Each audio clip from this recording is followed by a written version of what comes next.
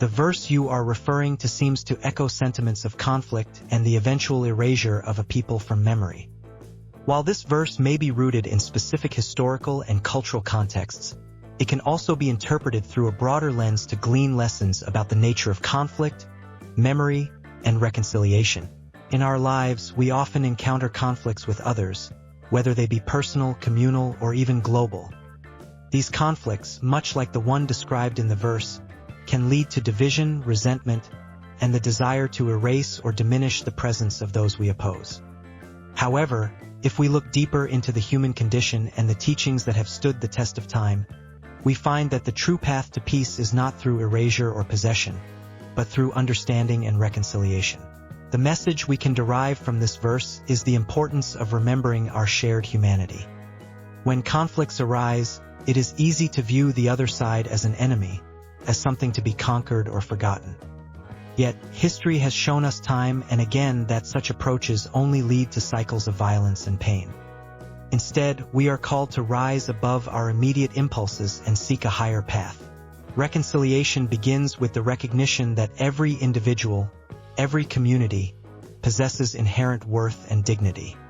By acknowledging the shared struggles and aspirations that unite us, we can begin to bridge the divides that separate us. This does not mean ignoring the past or the wrongs that have been committed. Rather, it involves a conscious effort to learn from history, to remember the lessons it teaches us, and to strive for a future where such conflicts are lessened. Forgiveness plays a crucial role in this process. It is not about condoning past actions, but about freeing ourselves from the chains of resentment and anger. By forgiving, we open the door to healing and allow space for new relationships to form. This act of grace can transform enemies into allies and pave the way for a more harmonious coexistence. Furthermore, the act of remembering is powerful. While the verse speaks of not being remembered among the nations, we can choose to remember in a way that honors the past and informs the future. By keeping alive the memory of past conflicts, we can ensure that the lessons learned are not forgotten, and that the mistakes of the past are not repeated.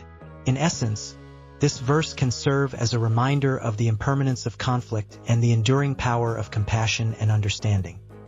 In our own lives, we can strive to be peacemakers, seeking not to erase those we disagree with, but to find common ground and build bridges. By doing so, we contribute to a legacy of peace and reconciliation that will be remembered for generations to come. In conclusion, let us take from this verse a call to action, to work towards a world where all people are remembered, not for the conflicts they were involved in, but for the peace they helped to create.